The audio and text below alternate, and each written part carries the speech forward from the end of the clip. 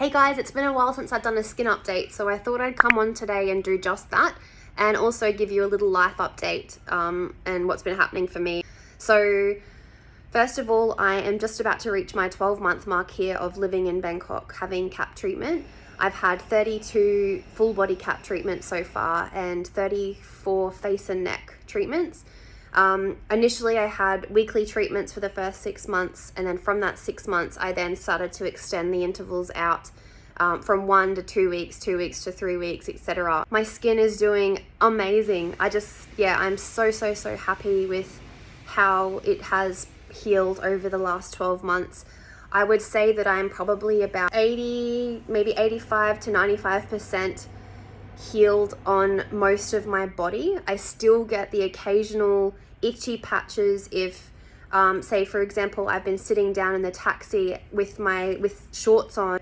Usually they're like leather seats in the taxis, and I start to get irritation bumps behind the back of my thighs, just from like the friction and the sweat, I suppose, as well. So I know what causes that. I still have to be a bit careful with where I sit. So I normally always just take like a little, like a blanket or something to sit on whenever I'm out and I'm wearing shorts, so that my skin isn't coming into contact with, like the seats and the chairs, especially at restaurants and cafes, because they spray chemicals on the chairs and cleaning products to keep it all clean. So if that comes into contact with my skin, I can get a bit itchy and irritated behind there. So it's still not 100%. I may just always be sensitive to that sort of stuff too, because it's not natural. It's affecting my skin. So apart from that, I do get the occasional flare on my face and my neck. Nothing major, just minor. You might even just see a little tiny bit here at the moment. That's just because I've been out and about the last couple of days trying to get things sorted, because in a very bittersweet announcement, I'm actually heading home to Australia on the 6th of March. So 12 months seems to have gone like that. But yeah, I feel really mixed emotions about it all. I think because I've been in such a safe space here for so long, and I know how to look after myself, and I've had such a great environment to stay in and be for my healing. Going back into reality is quite a mental process, and it's a lot. So I'm just still trying to work out what I'm feeling and all the things that come with it. I think, the trauma that's been left behind there from what I came from, and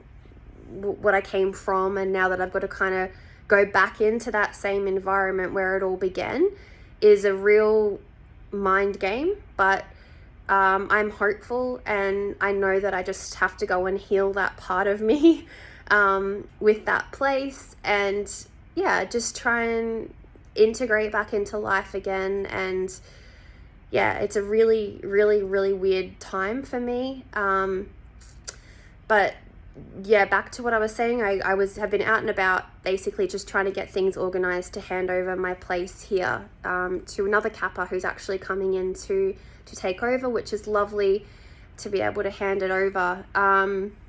So I know that what the cause is for my flare that I've had the last couple of days. You can probably just see a little bit on my neck here.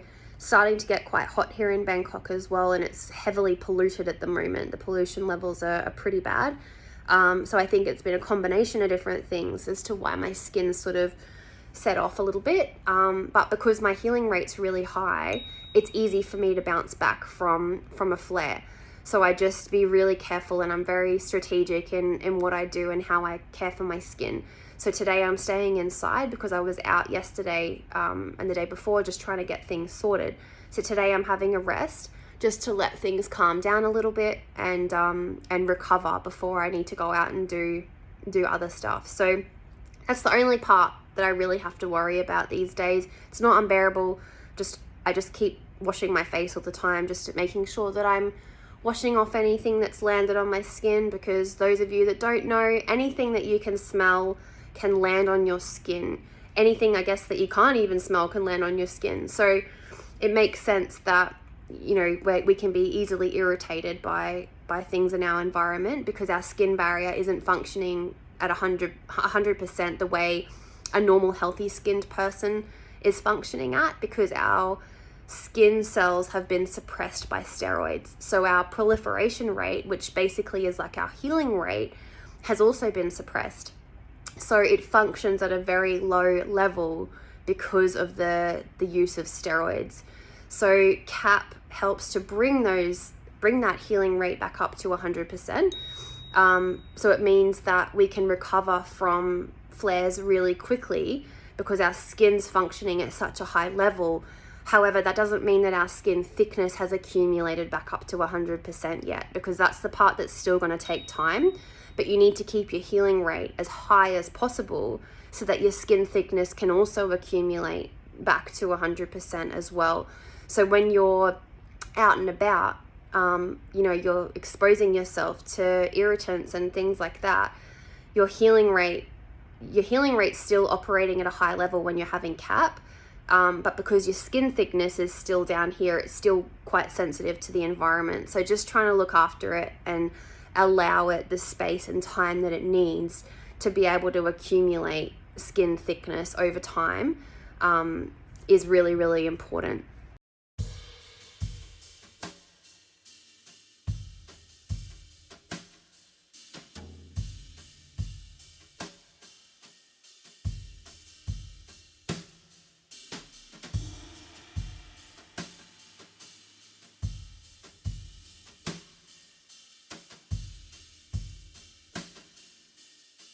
I'm not going to be having CAP when I go back home, so I do have the benefit of Sea and Sun though, which is also a good healing tool to use now that my skin is in a better state. Before, it wasn't in a good state and it was too impaired and sensitive for the salt water, and it was actually doing more harm than good.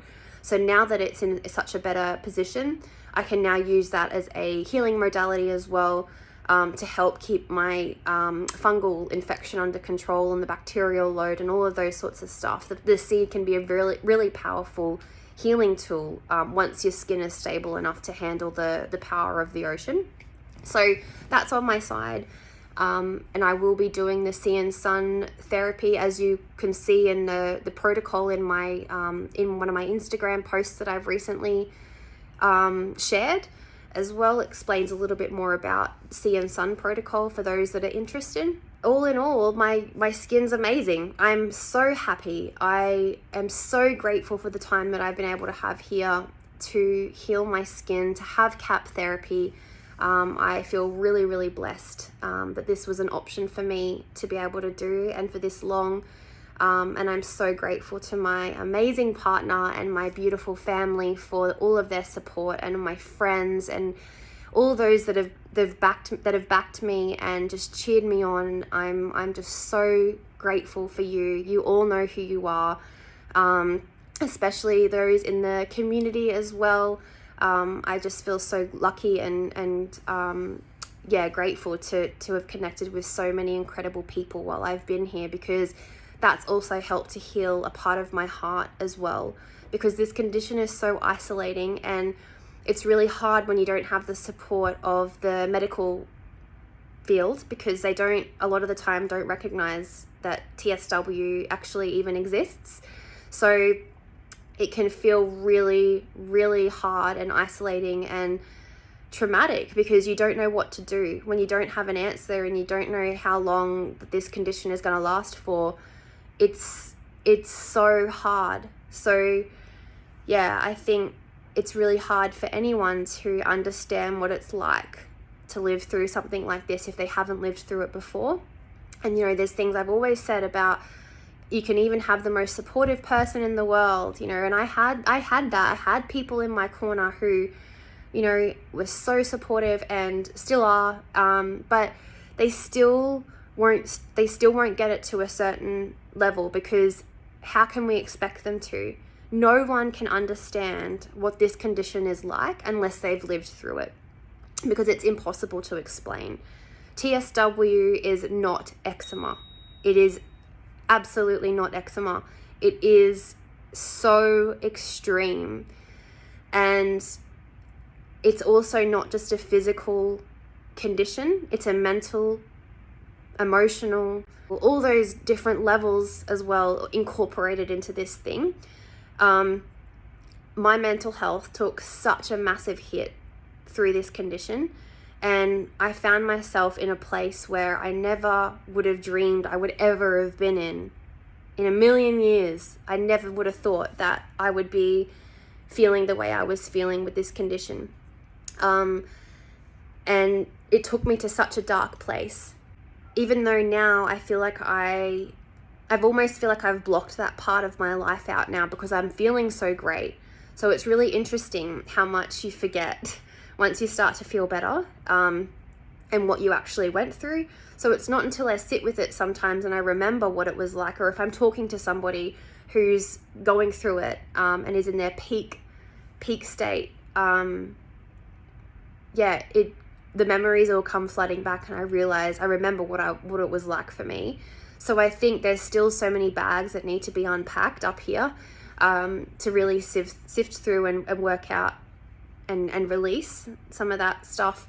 But yeah, even just the thought of having to go home is another level altogether, you know, after knowing how well I'm doing here, of getting my life back and feeling good again and all of those sorts of things. Having to let go of this part now and move into an entirely different chapter and go back into reality is another thing altogether. Trying to integrate back into life again is hard. It's going to be hard. But at the moment, it's just the thought of it is so hard.